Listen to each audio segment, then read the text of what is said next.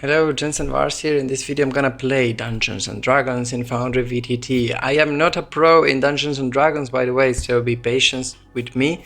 But I'm gonna be playing in a way that I can show you what is going on, how to set up Foundry, and how am I coming up with a quick, short adventure using my own tools. If you're interested, let's get going.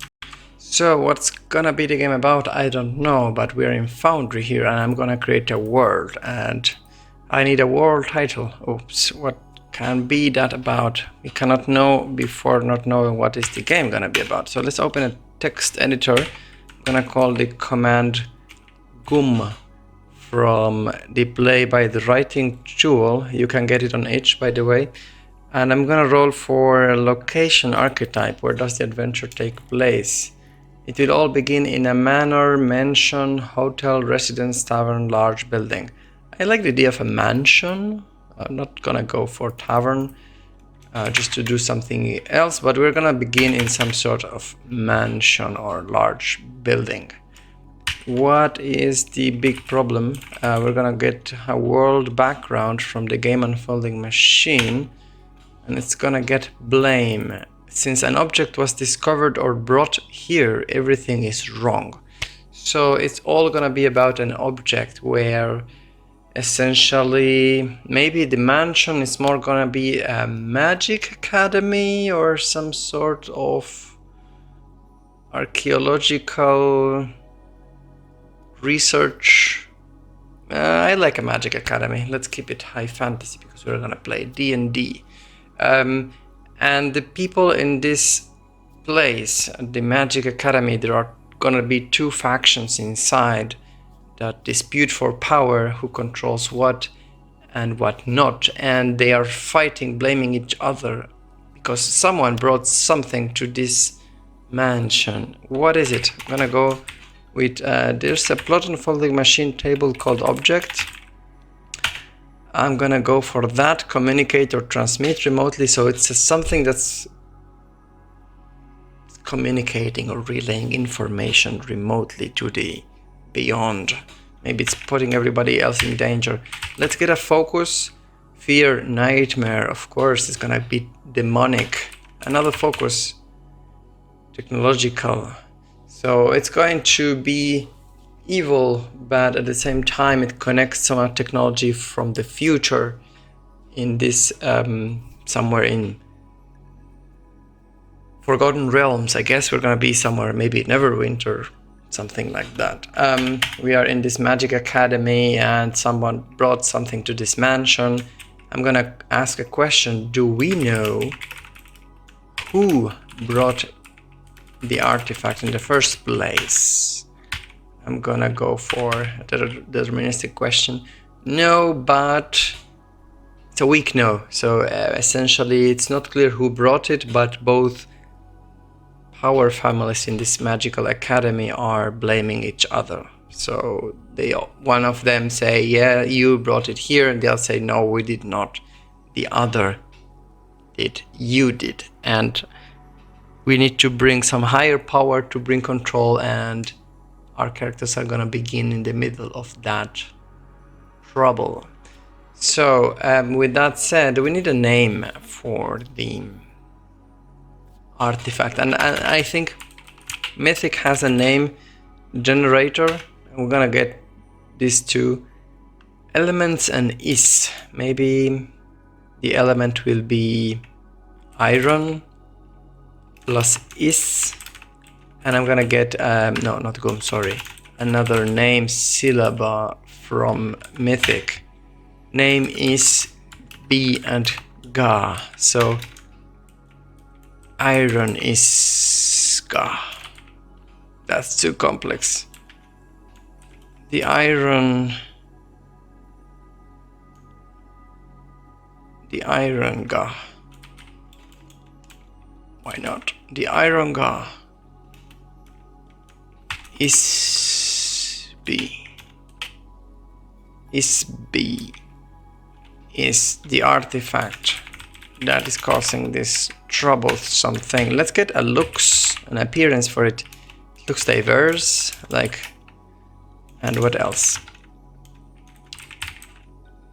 and peaceful and calm. So it's gonna be some sort of ball that has some crystalline and electrical bolts inside that conduct tiny but undisturbing sparks, and it gives the sensation of peace and serenity. But nobody wants to touch it, because whoever touches it can see a far distant dimension that can also look into us and can transmit voices and sounds to the other side. So until we figure out what the hell is going on with this Iron GA ISB, nobody is gonna touch it in the Magical Academy. So maybe the characters are gonna be either mercenary band or some agents to infiltrate the academy and get into the dimensional stone, or they're gonna be a more political game. I'm gonna go for the dimensional exploration and get to some future technological site, because that's a bit more adventurous. If I had more time, and by no means you have to play like this fast, but if I had more time, I would really like to play this political views, like trying to figure out a balance between this clash of families around the subject. But in this game, our characters are gonna be sent into the balls, another alternate dimension, and figure out what is on the other side, and everybody's looking to them. Yeah, so we've got a game. Game world is gonna be, this name is gonna be so hard. Iron GA. I don't like this. Iris. The Iris. That's a better name. So the Iris artifact. It's gonna be the game, and I'm gonna use Dungeons and Dragons 5th edition, the new official one apparently. 1st of February. Let's go. We are in the game. That's it. Okay. Anyways, it's not a big boom. We don't get any background or scene, but the first thing we're gonna do is create a lobby. And what I want to do first and foremost is enable my Mythic GME tools, because that model is gonna be allowing me to play plot unfolding machine. I am also going to enable dice so nice to show you guys 3D dice, clipboard image to paste some images from the internet into here. I also like carousel combat tracker,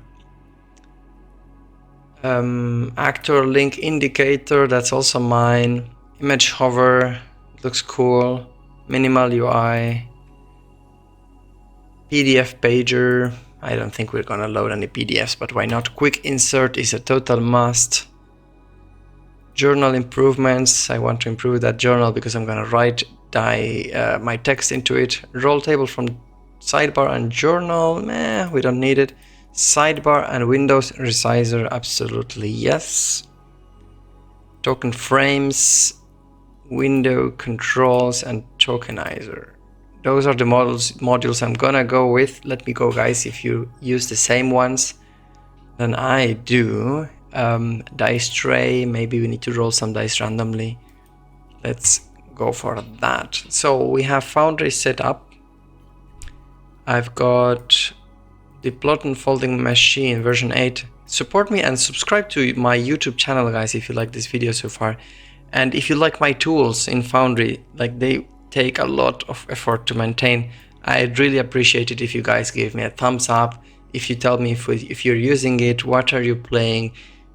For me, the most important is knowing that you guys are enjoying it and liking it, and that means a lot to me, because I like doing things that others use. And of course, if you want to invite me a coffee, totally glad and welcome. But what I value the most is your feedback, guys. What do you think? What are you playing? How do you like these tools? Would you like to suggest anything? Let's get back into the game. I'm gonna set up my 3D dice. I'm gonna go for the black dice. And that's it. Let's go for the world elements. We've got already an idea of a game, so I'm not going to go for the full game unfolding machine plot seed generator, although I recommend it. But I'm gonna go with some game world elements. So what do we have? We are being observed because there's an intradimensional artifact. I'm also gonna say that this iris artifact is unstable.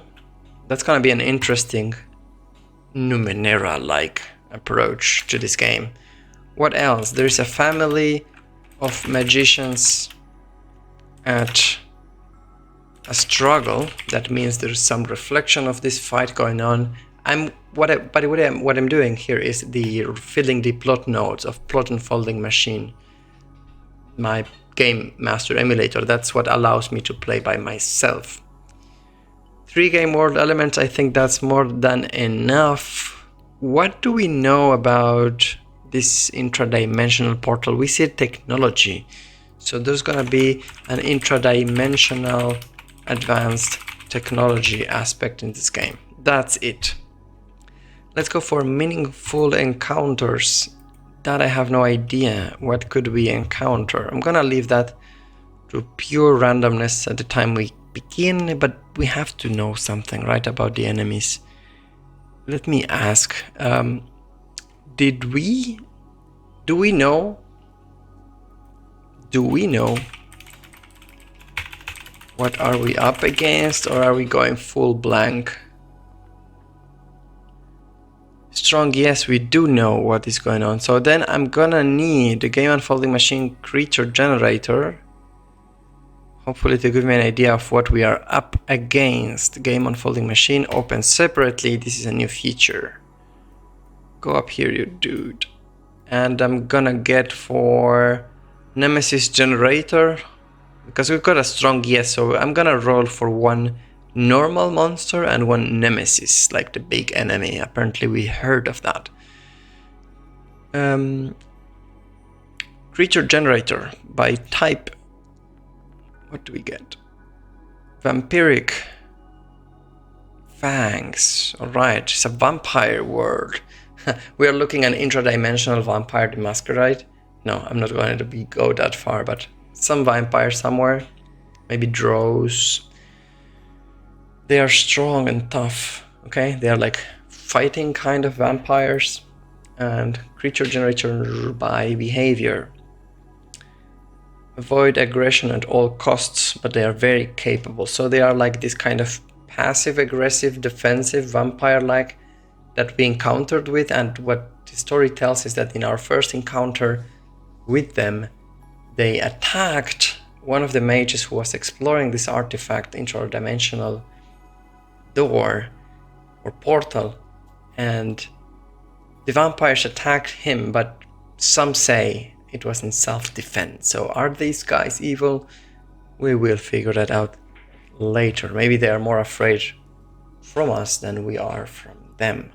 So I'm gonna call this vampire defensive, aggressive, intradimensional thing. I'm gonna look later for the monster, what's called the Dungeons and Dragons Monsters book, whatever that has a proper name, monster book, whatever, to find something like that could work as a vampire. If you guys, any D&D experts out there, please point me to some low-level vampire-like enemy that I could play here. Not gonna do that. This is a short video, but I'm showing you the setup and how we would play. I hope you like it and learn something. But I'm gonna set up a real game. Anyways, next meaningful encounter will be this Nemesis. Come here, game unfolding machine. By the way, the games, plot unfolding machine, game unfolding machine, scene unfolding machine, are all for free available in Foundry without the rules and instructions. So if you'd like to support me, please get those PDFs. It's a way to show that you like what I'm doing. Feel free to use them if you don't like buying them, but I really encourage you that you go for them because they have good advice inside and you can print them and play and so on and so forth. So the Nemesis generator, what's its impression? 14, that's a melody, a song, a rhythm, a music. Intentions. Oops, I rolled twice. Okay, 2 intentions, why not? Cause your equipment or vehicle to fail. That fits perfectly because we said this ball, this intradimensional ball, is highly advanced technologically speaking. So these intradimensional people on the other side, including the vampires, have more advanced technology than we do. And they can take damage, sabotage a key location. That's also their intention. So they want to invade us. Oh, this is an enemy intention. And they want to damage. So this thing, how does it look like, by the way? An enemy impression, it sounds like a music. So it's like a musical life form or musical. Oh, what if it's like some sort of golem or musical drone or music emanating a drone who seeks to close a portal. So this thing is trying to, like, some of the mages that first got in contact with the artifact say they saw a drone that's producing some music. Is this music beautiful? Let's ask. Is the drone's music beautiful? Strong, yes. It's a song that's so nice, so beautiful and so pleasant to hear that the mages themselves were hypnotized by it. And that's how they lost track of time and space. And because of that, I'm gonna say one of the mages that first got in touch with this artifact never came back to our dimension. So I'm gonna add also this missing mage called Haldor, the missing wizard, lost in the, what is the name again? I'm bad with names. In the Iris world. Super cool world building, fast to get going. Lots to explore. But we've got the meaningful encounters that took us most of our time.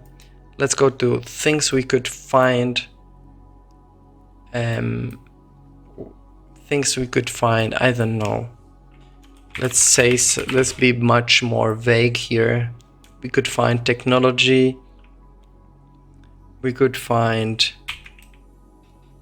musical drones.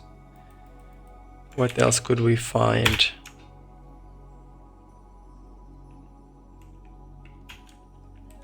Other life forms. I don't know, to be honest. What could we find? Are we looking for something? Yes, we are looking for Holdar, the wizard. So it's gonna be both an encounter and something we're looking for. Pending question. Where is Holdar? Question number 1. What else do we want to know? What is our mission, by the way? Game unfolding machine, give me a mission. What are they sending us to do? To fulfill a prophecy or a backstory goal. I like that. So they all talk about prophecy, but what is that prophecy about? Focus, technology and future. What else? Faction and family. So they want to see whether that is that intradimensional world set in the future.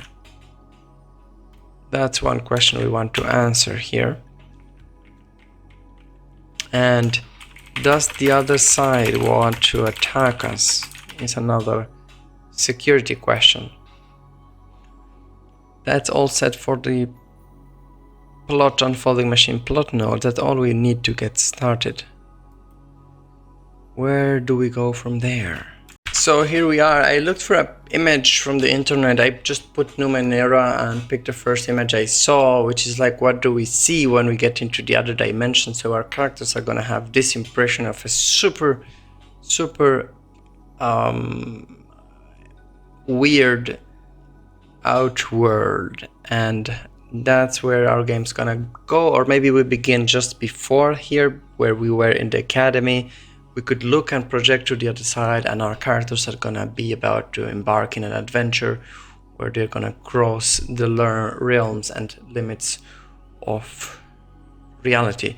And by the way, I'm feeling like I could play Numenera one day. I'm a bit scared of learning Cypher, but I think I should. There was a very good Humble Bundle with a bunch of books included that I think I got. It wasn't a Humble Bundle, sorry, it was a how is it called? Bag of holding something? Anyways, we need to create characters, so I need some help because I want to do it real fast. What do we do for that? We're gonna open the scene unfolding machine separately because it has a PC enrichment. And we're gonna go with characters that have a backstory in this game. First, it's a lingering backstory. Let's go for it. Has a darker, mysterious past. Figure it out later. Sure. I'm gonna set this in the middle of the screen. So we're gonna create one of the first character. He's called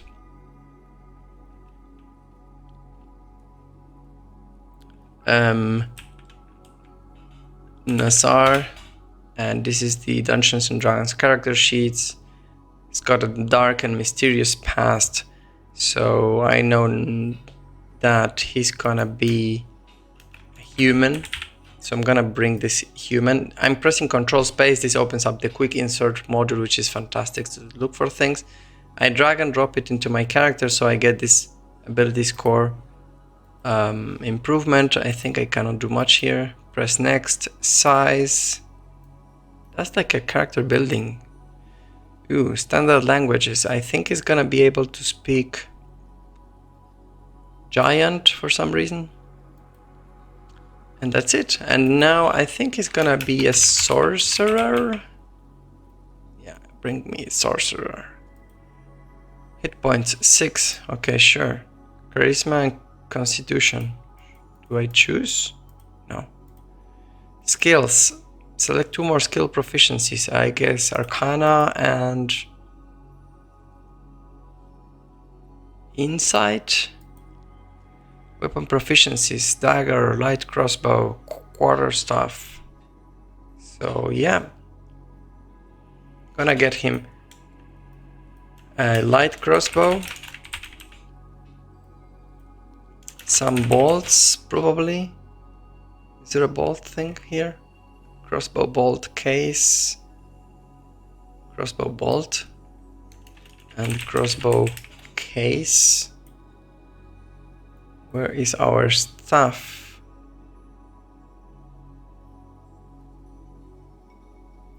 That's our bag.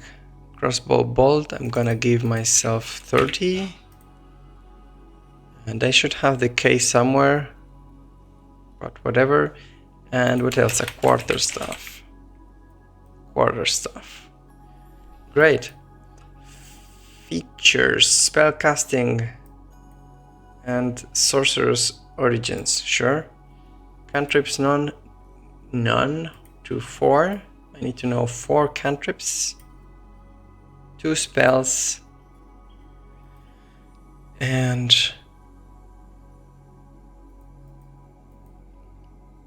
spellcasting, sorcerer's origins. Spellcasting. Okay, how do I learn spells? Here you are. So I'm supposed to learn 4 cantrips. Can I look for cantrips? No. Where do I get the cantrips from? Items and spells. Spells. First level. Cantrip. Yeah, and here are they.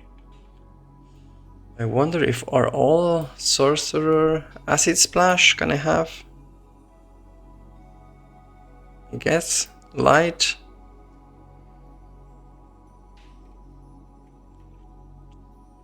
Can I take any from here or not?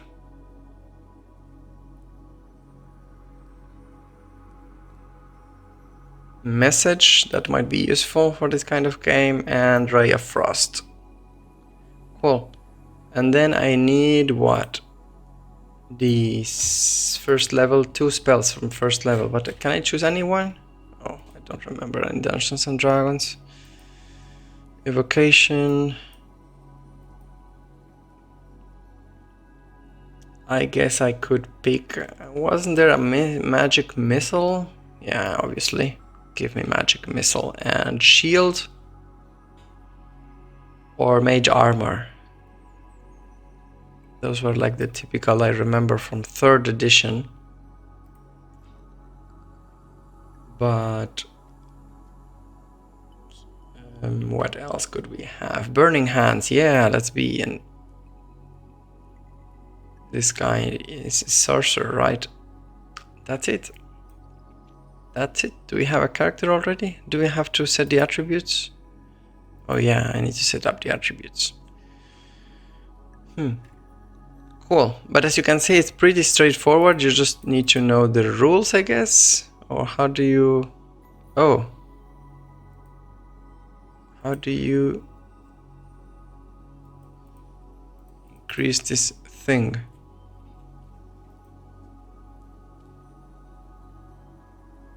Yeah, I'm gonna do that later, but we're gonna have Nazar, who is gonna be an interesting character. Sorcerer. Maybe this guy over here.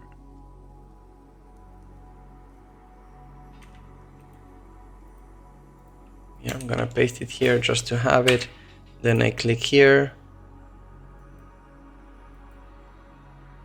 Oh, that's quite cool. How do I change his picture?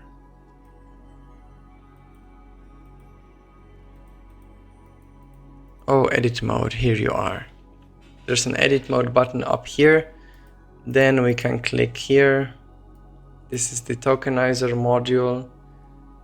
I want to modify the avatar. Load the one we just loaded.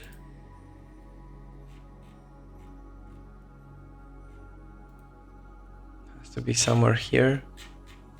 Yeah, here you are. And then I'm gonna bring it to this one here. Shift this up, zoom in, and we have a token. Cool. Portrait token, portrait token. We've got Nazar. This is gonna be one of our characters. And just to wrap up this video, I'm gonna play a scene just with him. But I need to configure the stats. Do I get to change this? Yeah.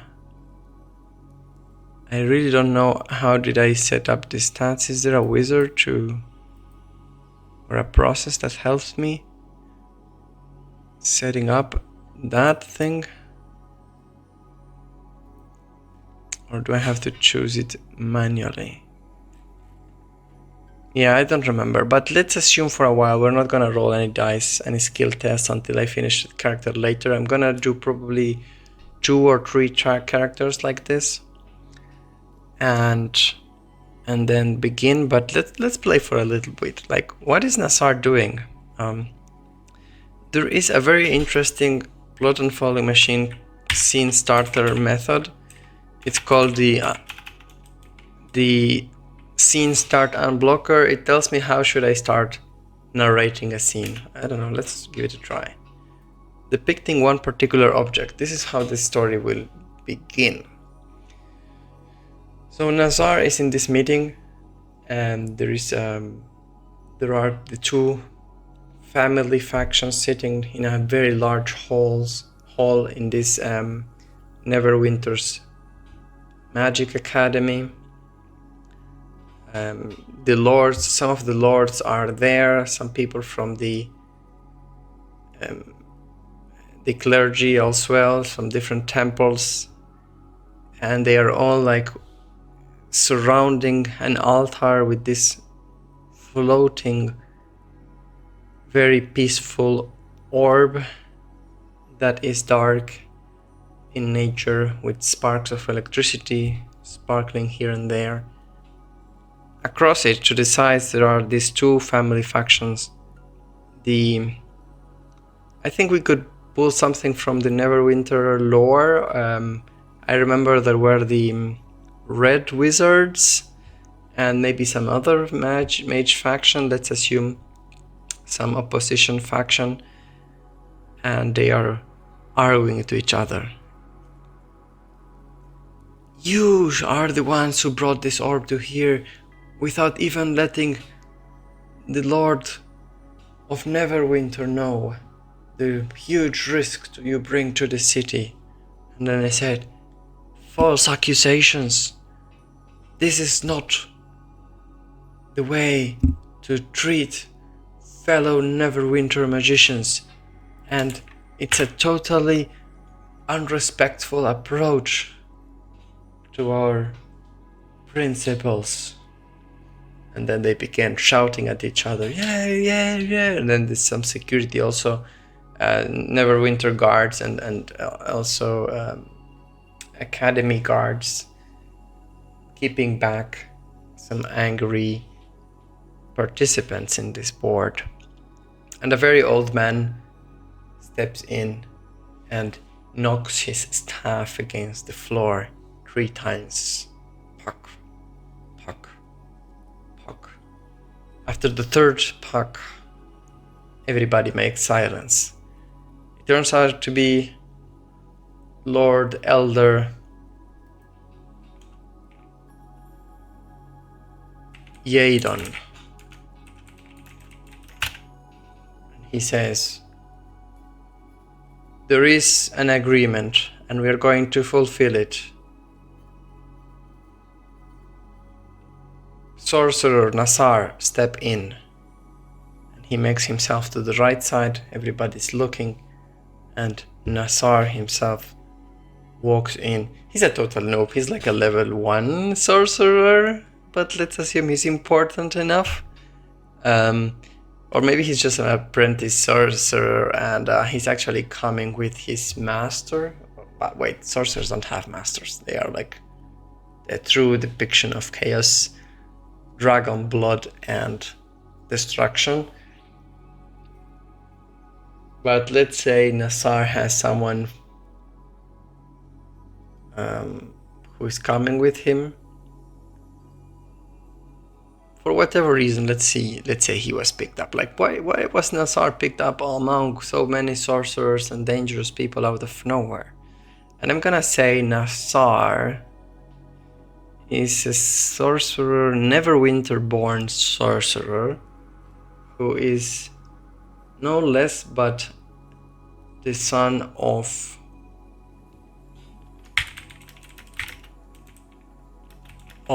the helm of a helm paladin in Neverwinter. So for one reason or another, he volunteered, and with the help of his father, he was elected among many to explore. Along him, he will be calling some of his friends to join him in his campaign, but at this moment, in this first scene, he steps inside, and I'm going to roll a modified proposal of Plot and Falling Machine. And it says decrease in intensity, tension, and drama. So the Elder Jadon is gonna smile and say, you can relax, my dear Nassar. You are a very, very courageous person, you know that. And Nassar will say, so long I'm not seen differently. And he thinks ambitiously in the beyond and looks at the orb which sparks brightly. And some angry mage from one of the family says, who is this? Some nobody? You're going to send a nobody to a suicide mission into this intradimensional orb. Has the Academy gone mad? Let's see what the Elder Jaden will answer. I'm gonna use the interaction prompt.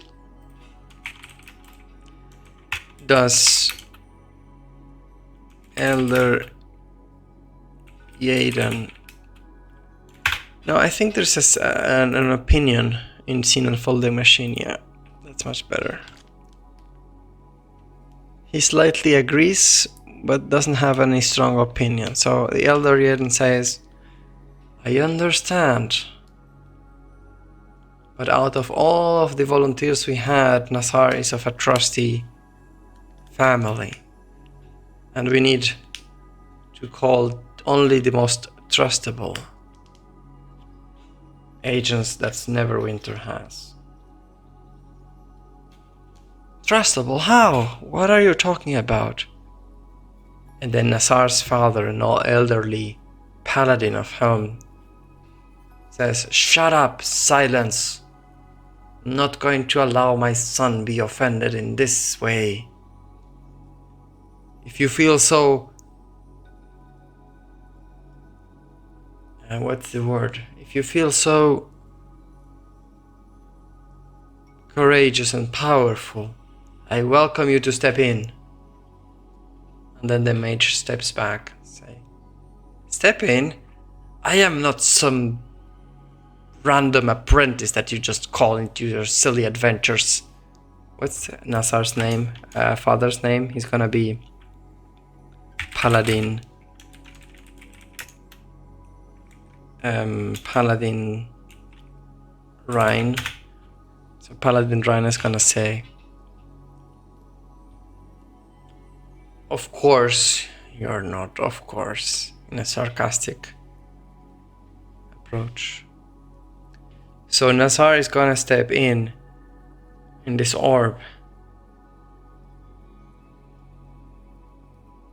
and he's gonna let himself be felt by this orb. I'm going to go for the Plot Unfolding Machine oracle called Insight. This is a new oracle, you should take a look at it. It tells what does a character can perceive.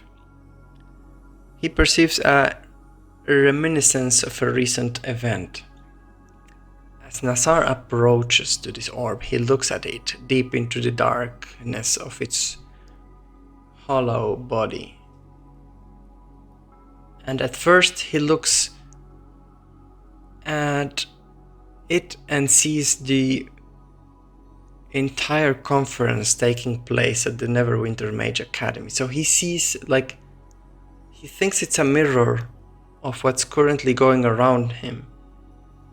But when he pays close attention to it, what he sees is himself walking in the stone.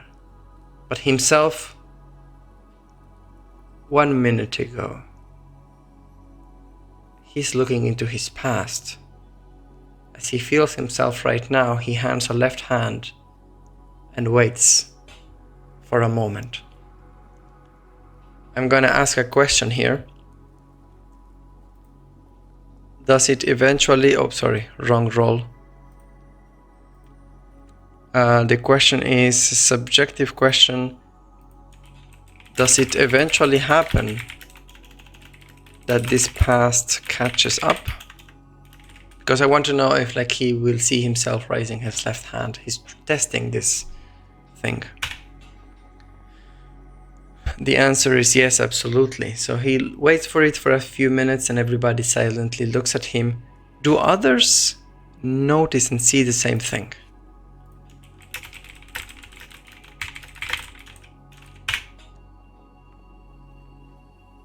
Yes.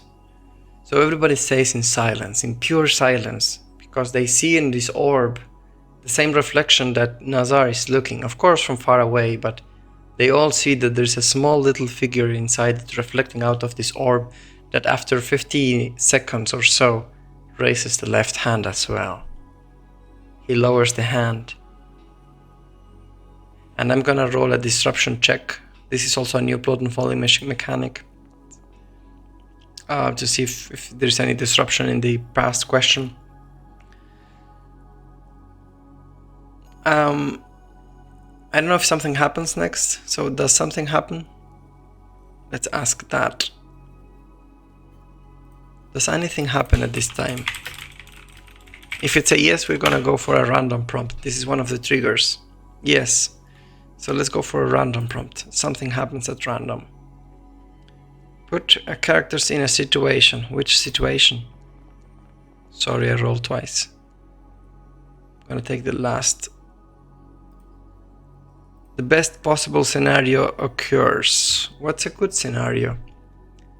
A good scenario is that the orb actually opens itself, like in the projection, as if welcoming Nazar to come across it. So why is this a best case scenario? I read it because this would win the respect of the crowd, right? In Nazar, so Nazar will win credibility. He looks at the crowd again and everybody's looking at him, and he will step in.